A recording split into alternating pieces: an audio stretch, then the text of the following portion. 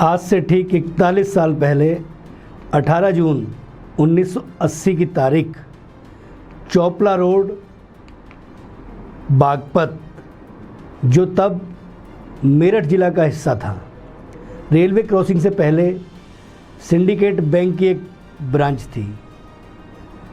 दिन के करीब 12 बजे थे। एक एम्बेसडर कार UPG 6005 क्रॉसिंग के पास पंचर बनाने वाले की दुकान पर आकर रुकी। रोशनलाल पंचर ठीक कराने लगा। इस दौरान कार में बैठे ईश्वर त्यागी और उसके दो दोस्त राजेंद्र दत्त और सुरेंद्र सिंह उतरकर चाय की दुकान की तरफ चल दिए। ईश्वर त्यागी की पत्नी माया त्यागी कार में बैठी थी। तभी दो लोग आए और कार में बैठी माया से कुछ बदतमीजी भरे अंदाज में बातचीत की और बात बिगड़ गई। ये देखकर ईश्वर और उसके दोस्त दौड़कर कार के पास आते हैं। दोनों युवकों को धक्का देकर वहाँ से वो लोग भाग जाते हैं जिन्होंने माया के साथ बदतमीजी की। नमस्कार, मैं हूँ राजकुमार और आप देख रहे हैं मुद्दा विद RC। आज इस एपिसोड में हम पश्चिमी उत्तर प्रदेश की राजनीति का केंद्र है बागपत के माया त्यागी कांड से आपको रूबरू कराएंगे। ये एक ऐसी घटना थी जिस घटना ने उत्तर प्रदेश ही नहीं बल्कि पूरे देश में भूचाल ला दिया। वो दोनों वहाँ से भाग जाते हैं, लेकिन ईश्वर और उसके दोस्तों के लिए उससे बड़ा खतरा आने वाला था। पंचर वाले ने उन्हें बताया कि वो दोनों आदमी बागपत थाने के स्टाफ हैं। किसी ने बताया जिससे झगड़ा हुआ है वो इंस्पेक्टर नरेंद्र सिंह चौहान है, इसलिए वे जल्दी यहाँ से निकल लें क्योंकि वो बहुत ख़तरनाक है। ईश्वर और कार के ड्राइवर वहाँ से फ़ौरन निकलने लगे। दुर्भाग्य से कार स्टार्ट नहीं हुई। सब कार को धक्का देने लगे, लेकिन अनहोनी कुछ और लिखी थी। चंद कदम की दूर स्थित थाने से 10-11 पुलिस वाले बंदूक और डंडे के साथ उनको घेर लेते हैं। बिना कुछ बात किए ईश्वर त्यागी, राजेंद्र दत्त, सुरेंद्र सिंह को गोली मार दी जाती है। ईश्वर और राजेंद्र कार को पीछे से धक्का दे रहे थे और सुरेंद्र गोली चलता हुआ देख अपनी जान बचाने के लिए भागा, लेकिन 2 कदम भी नहीं भाग पाया और उसको गोली लगी और वो ढेर हो गया। 3 दोस्त जो हंसते बतियाते गाजियाबाद से बागपत एक विवाह समारोह में जा रहे थे। 1 घंटे के अंदर पुलिस की गोलियों से छलनी किए जा चुके थे। ये घटना दुखद अंत यही नहीं होता। ताकत के नशे में चूर नरेंद्र सिंह ने माया त्यागी को कार से बाहर घसीट लिया। बताया जाता है कि उसने माया के साथ सरे बाजार जोर जबरदस्ती की। उसे निर्वस्त्र कर नग्न अवस्था में थाने तक पैदल ले जाया गया। अगर बागपत के बारे में आप जानते होंगे तो बागपत का थाना जो चौराहा है, जो मेन रास्ता है, उससे थोड़ा सा दूर पड़ता है, लेकिन वो बाज़ार, उस बाज़ार की जो गलियां हैं वो उस थाने तक पहुंचती हैं। अदालत में अपने बयान में एक चश्मदीद ने गवाही दी कि थाने के अंदर भी पुलिस वालों ने माया के साथ बेरहमी से बर्ताव किया। अदालत में प्रस्तुत माया की मेडिकल रिपोर्ट में 25 जगह चोट के निशान बताए गए। एक महिला के साथ दरिंदगी का हर वो काम किया गया जिसे बोलना संभव नहीं है। सब इंस्पेक्टर नरेंद्र सिंह ने 2 बजे थाने की GD में इस घटना को पुलिस एनकाउंटर बताया। पुलिस की दरिंदगी का कोई नया कारनामा नहीं है, 1980 की बात है। ये सिंडिकेट बैंक को लूटने आए डकैतों को पुलिस ने मुठभेड़ में मार गिराया और ये दावा किया। इस कथित एनकाउंटर की खबर पूरे इलाके में फैल गई और उससे ज़्यादा पुलिस की ज्यादती से लोगों के बीच में नाराज़गी थी, क्योंकि बुराई भी कई बार बहुत दूर तक जाती है। अगर हम कोई अच्छा काम करते हैं, हम किसी के लिए बेहतर कोई उसकी मदद करने का प्रयास करते हैं, कोई बेहतर काम करते हैं आप, तो शायद वो दूर तक नहीं जाएगी, लेकिन बुराई बहुत दूर तक जाती है। उस समय थाने के एसओ डीपी गौर इलाके में बहुत खतरनाक माने जाते थे। पुलिस का खौफ था, इसलिए जनता कुछ कर नहीं पाई। देखते देखते सैकड़ों लोगों ने थाने को घेर लिया और माया की जान बच गई। भीड़ के दबाव में पुलिस ने माया को मारा नहीं, वरना उसकी हत्या करने की भी साजिश रची जा रही थी, क्योंकि पुलिस कहीं भी कोई भी सबूत ऐसा नहीं छोड़ना चाहती थी कि वो इस एनकाउंटर के सामने कोई चीज़ खड़ी हो सके और कोई दावा कर सके अदालत में, क्योंकि तमाम तरह की सुनवाई होती है और सबूतों के आधार पर चीज़ें आगे चलती हैं। थाने से लोगों ने हटने के लिए पुलिस इस जघन्य बलात्कार और फर्जी एनकाउंटर की कहानी के 2 चश्मदीदों को ठिकाने नहीं लगा सकी, बच गए। शाम 4 बजे डिप्टी एसपी बीएस नेगी थाना बागपत पहुँचे, तब इलाके के कुछ मौजूद लोग थाने में घुसने की हिम्मत जुटा पाए। पुलिस का इतना खौफ था। इसी में थे जगबीर सिंह एडवोकेट, जिन्होंने माया को तन ढकने के लिए कपड़े दिए। अपने मुवक्किल मलखान सिंह के साथ वे थाने में तब तक डटे रहे जब तक माया के गांव से उसके भाई और पिता नहीं आ गए।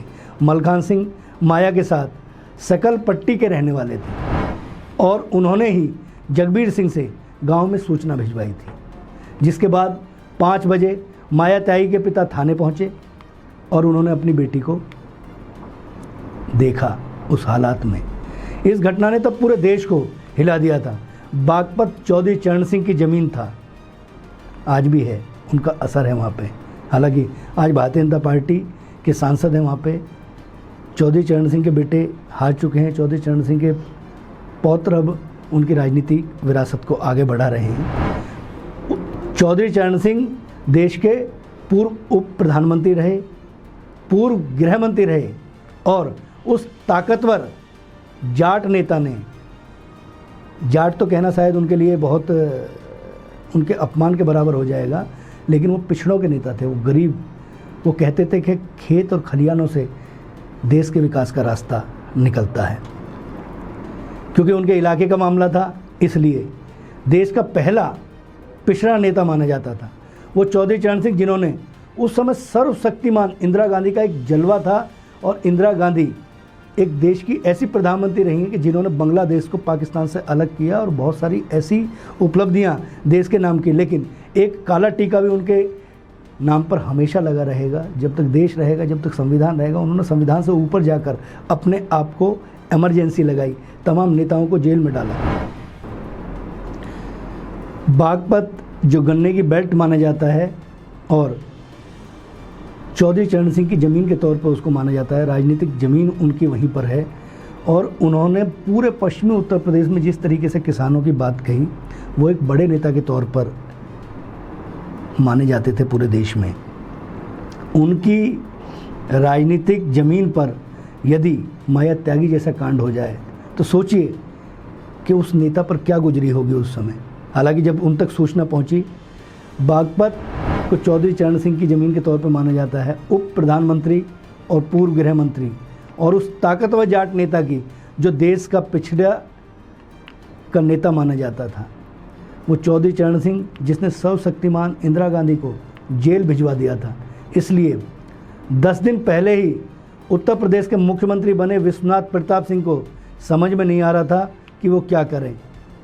उधर दिल्ली की संसद में हंगामा मच गया और मेरठ में चौधरी चरण सिंह धरने पर बैठ गए, लेकिन इस मामले में कोई कार्रवाई नहीं हुई।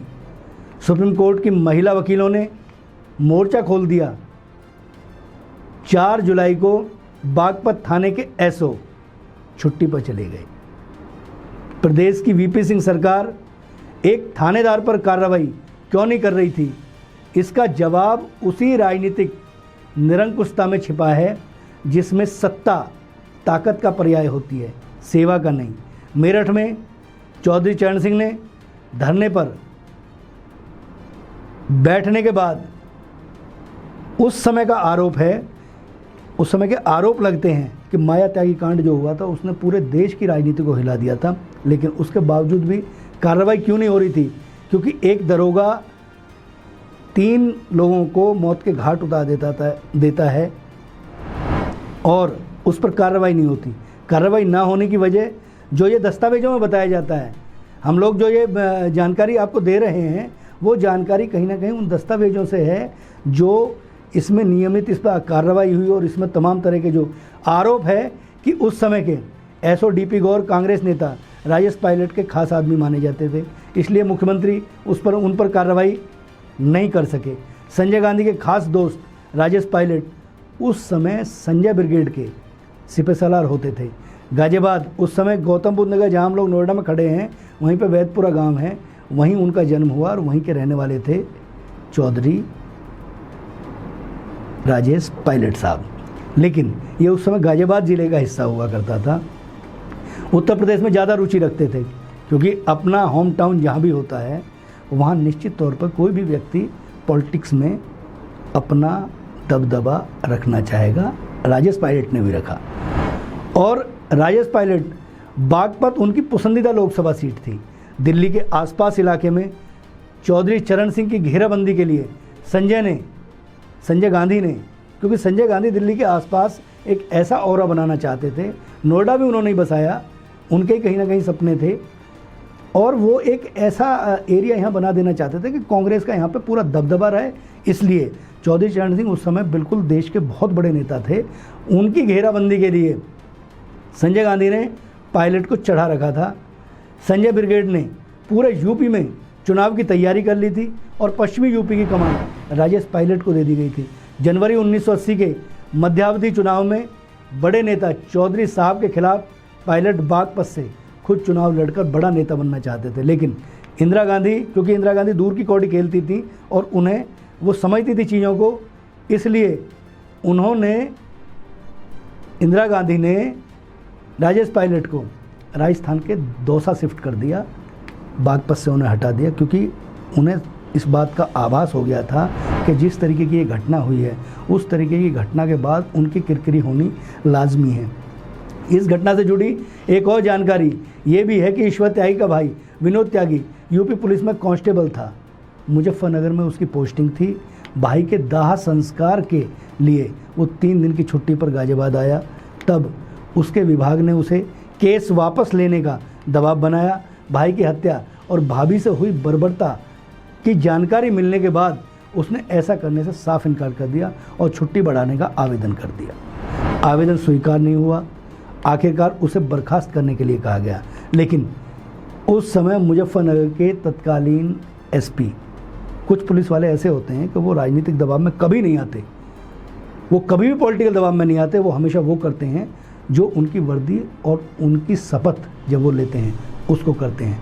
ऐसे ही गणेश्वर झा थे, उन्होंने बिल्कुल स्पष्ट तौर पर इनकार कर दिया कि विनोद को बर्खास्त नहीं किया जाएगा। झा को इस नाफरमानी के लिए सज़ा मिली और उनका तबादला कर दिया गया। इसके बाद मनोज कुमार नए पुलिस अधीक्षक बने, लेकिन विनोद के खिलाफ बर्खास्तगी से उन्होंने भी साफ इनकार कर दिया। इसके बाद वीपी सिंह उस समय उत्तर प्रदेश के मुख्यमंत्री थे, देश के प्रधानमंत्री भी बने। उन्होंने फिर यूके बंसल को एसपी मुजफ्फरनगर नियुक्त करा।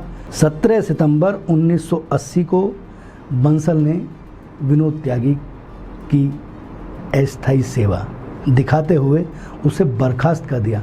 भारी विरोध प्रदर्शन के बाद राज्य सरकार ने मामले की जांच सीबीसीआईडी को सौंप दी और घटना की जांच के लिए कमेटी बनी। 1988 में जिला अदालत ने 6 पुलिसकर्मियों को दोषी मानते हुए 2 को फांसी की सजा दी और 4 को आजीवन कारावास की सजा सुनाई।